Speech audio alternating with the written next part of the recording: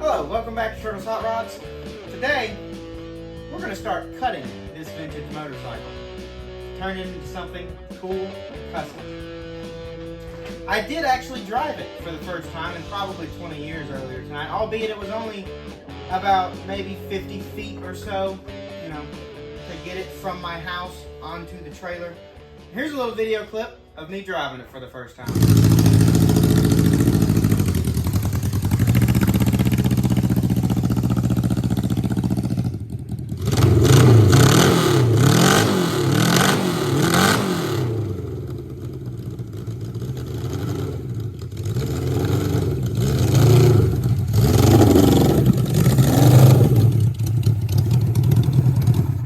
There we go, baby. Now, if you're saying to yourself, oh my gosh, no, he's not gonna destroy a nice vintage motorcycle. You gotta remember one thing. I do not care. I want to make something cool. I want to make something unique. I want to make something that nobody's ever done before. So, to do something that a lot of people do, we're going to turn this into a cafe racer, but I'm going to do it in a way that you probably haven't seen before. I bet money you haven't.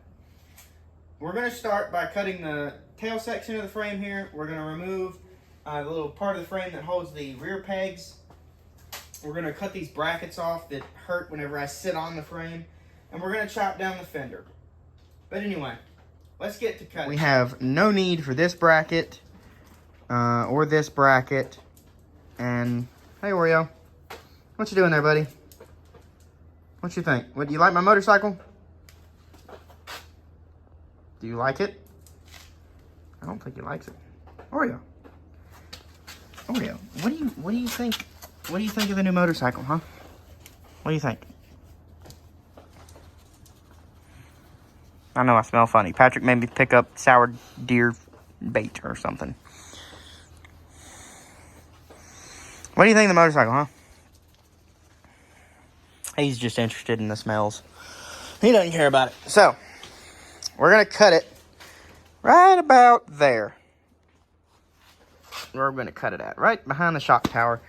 And we're also going to cut that off there and that off right behind the foot peg mount.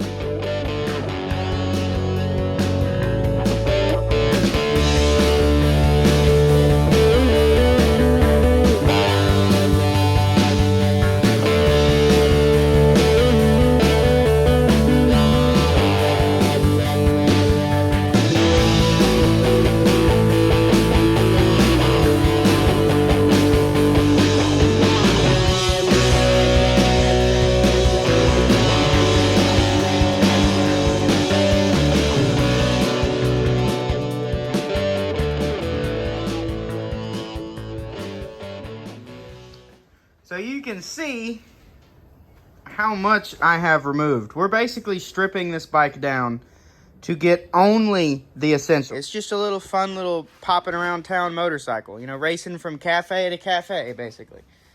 So we don't need any of this extra stuff. So, all right, that's where I'm going to call it for tonight. It's getting pretty late. And next thing we'll do is we're going to chop up this front fender. It's way too big. Way too bulky, very ugly. We're going to go with a very minimalistic design. It's probably not going to do much as a fender, but I'd rather keep it than have to get rid of these little nubs here on the shocks. I could remove them by just cutting them off and then sanding them down flush, but I actually think that I like the way that a minimalist fender is going to look on this bike. Let's cut this fender up. So, this big giant fender is kind of ugly. I mean, it's not terrible looking, but it ain't what we want. We're going to take and I'm going to draw some lines on it with a magic marker, and then I'm going to use a cutoff wheel and trim it out.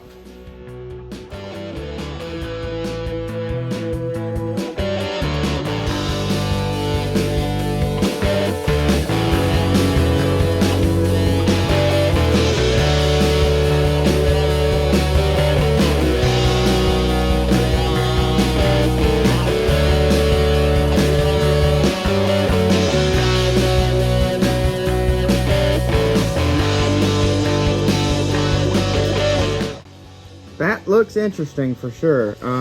It's really tall. The main thing I'm looking at with this fender is this. It's just, you can stick my whole hand under there. I mean, it's too high off the tire. It looks odd. I don't know. I do like the shape of it though. It's a nice, cool little fender. It's not gonna do anything. Let me make that clear. It's not going to do anything except look cool. And that is the point of a lot of things on this motorcycle. They're not gonna do anything except look cool. I'm not gonna do much to make it much faster other than reducing weight, which isn't gonna change a whole lot. You know, the handlebars that I'm gonna make, I'm gonna try to use these factory handlebars. And that's actually gonna be the next thing that we're gonna do. So I've been looking, and I want to run the clamp-on style handlebars that clamp onto the top of the forks. A set of good ones from a reputable website, they run about 130 bucks, and we're doing this whole build on a budget. I'm trying to do it as cheap as possible. My total budget's $1,500, but I'm gonna try to do it for close to $1,000 as I can. So paying 140 bucks for clamp-on handlebars is not an option. And Amazon sells them for about 35, but I don't really want to trust cheap handlebars with my life. And when you're doing, you know, the speed limit and you have cheap handlebars, let's just imagine worst case scenario, one of them comes loose and starts wiggling around like this. Okay, like maybe I tightened the screw a little bit too tight and it strips out while riding with the vibrations of riding. And then I've got a floppy handlebar. That is terrifying. So I'm gonna make my own, and I'll kill two birds with one stone. I'll have really high quality handlebars because I will build them, and they'll be basically free. But I'll put a picture on the screen and you can literally see it's just a piece of pipe, 7/8 handlebar, welded to another piece of pipe with a slit cut in it, a sleeve, two little bushings welded onto that pipe, the sleeve, with bolts going through it. I can build that for next to nothing. I might can build it with some scrap.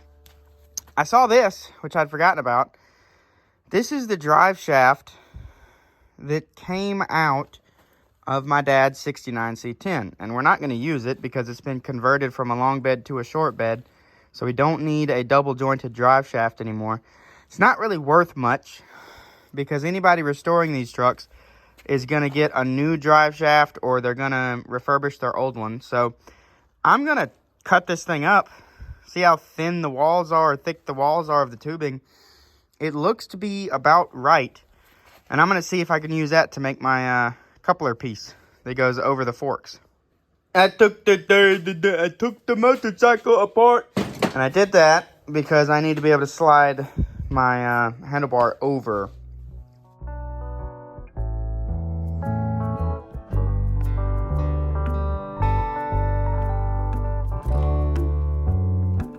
I believe we might be in business with the drive shaft idea. So it is much larger than my forks here, but if I cut out a piece out of the middle and then I put it in my vise and I compress it down and I change the shape of it, you can see I can get it a lot closer. So that's not close enough, but it's closer than that was. So I'm going to keep working this one. I'm going to cut out about 1/4 of an inch more material, and I'm just taking it in on my vise and I'm squeezing it that way and that way to make the circle close up tighter. And once it goes on and is snug, when it goes on and has, you know, 1/8 of an inch or so gap like it has now, I'll call that good. And then I'm going to straighten up all the edges, round off everything, get all the burrs off of it, clean all the rust off, and we'll move on to the next step once I have two pieces just like this.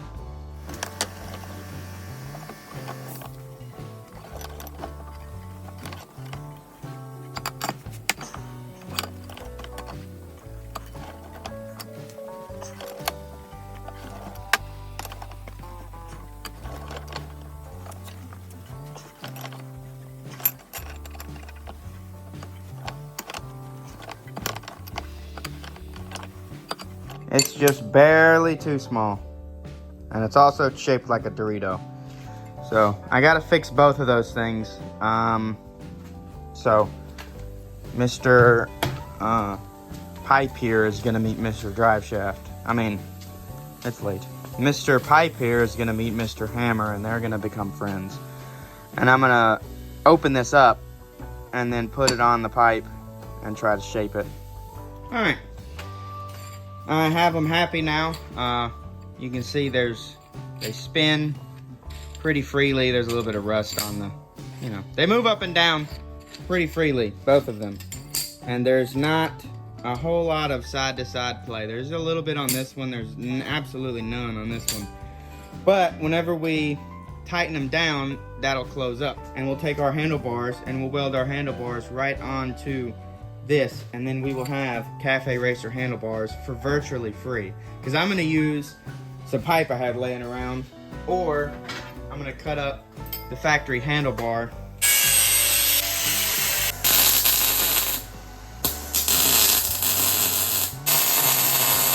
I got the handlebars on and mocked up, and you can see it's finally starting to look like our Cafe Racer. It's taking shape. So it's late, it's midnight, and my eyes are messing with me. I can't tell if I've got them on there straight, if I've got the bar angle perfectly straight, but it's close. It looks really close. It feels good sitting on it. I just have some C-clamps clamping the metal together to hold them where they're at. I can't test if the handlebars themselves get too close to the tank, because whenever you turn it, this clamp, they touch the tank first. And I don't want to put any more dents in it. I've already got enough dents right there. But anyway, we'll resume in the morning. I'm at Ace Hardware. I got some grade 8, 5/16 bolts, 5/16 lock nuts, and then I got these steel bushings, steel spacers. They are that size right there, $2.39 a piece for that little tiny piece of metal. That's a freaking rip-off if I've ever heard of one, but still cheaper than buying the handlebars. So that will go on there just like that. I'll cut that in half. This bolt goes through the middle. Put that on there. It should be long enough. You figure a 1/4 of an inch gap, something like that. I still have plenty of room for the nut on the end. So I'm gonna go pay for all this stuff and total it up. And that will probably be the entire cost of these handlebars. It's just the hardware that I need to get for it. And I'm going with grade 8 because I want these bolts to be very strong. You don't want them to break.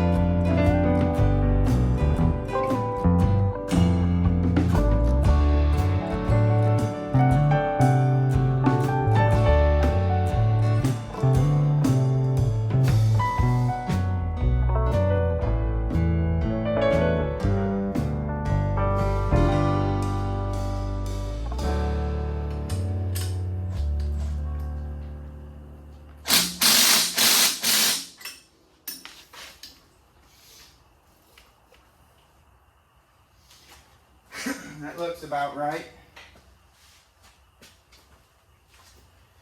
Let's see. I'm just eyeballing to get them straight. They're fully welded up.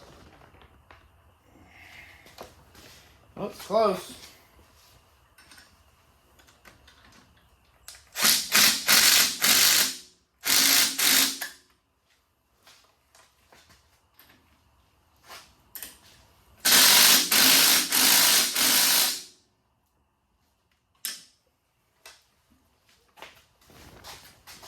I don't know if I need to torque these down or what, but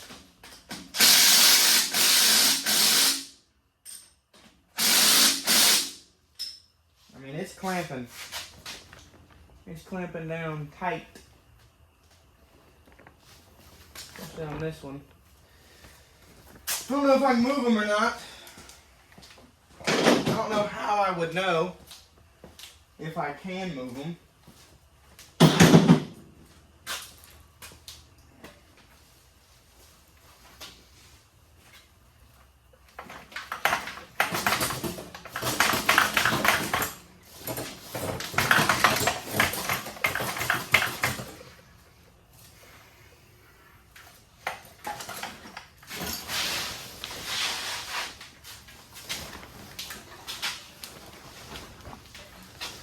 What is under me? Oh, there's a board behind me. Alright, kick guys down. I'm gonna move the bike over. They look good. What a cool little motorcycle, dude. I think that turned out really good. I welded the bars to the couplers here, and then I went back over it and welded another pass on both sides. I really wanted to make sure that those are burned in good. I'm very, very confident in the handlebars.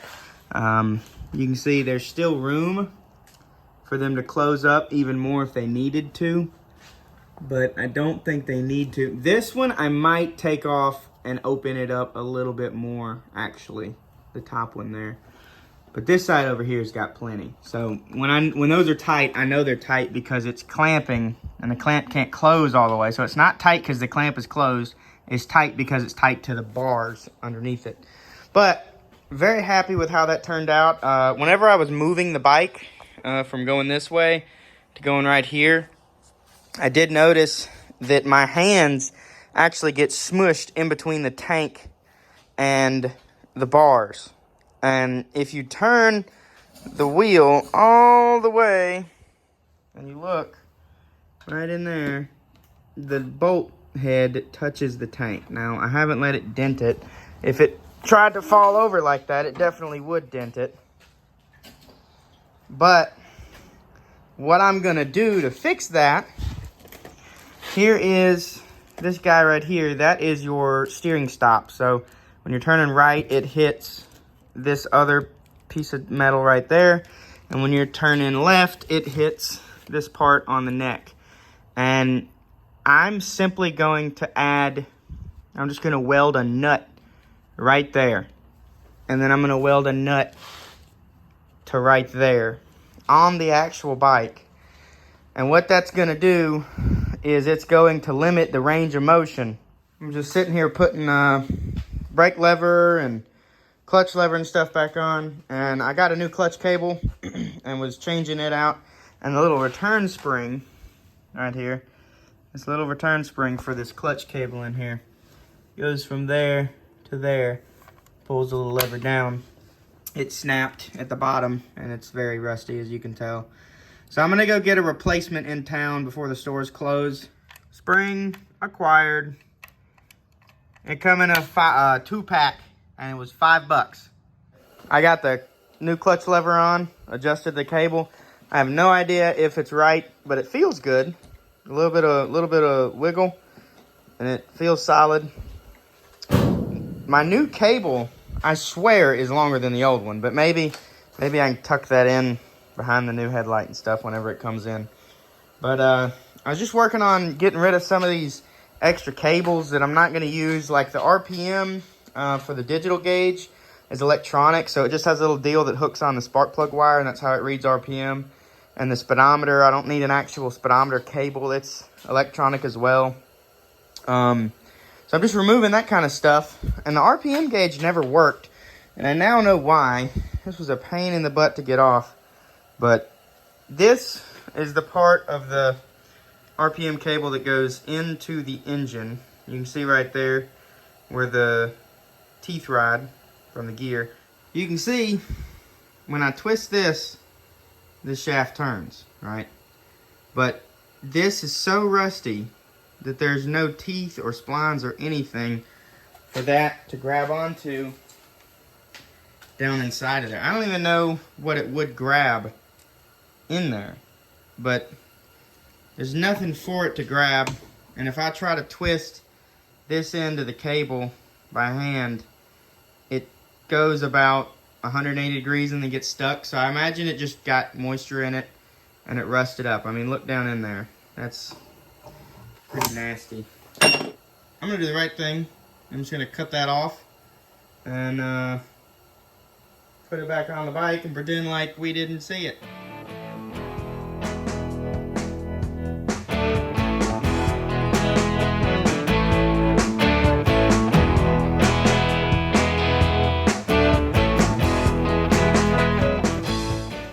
Well guys, that's going to do it for this video. Thank you so much for watching.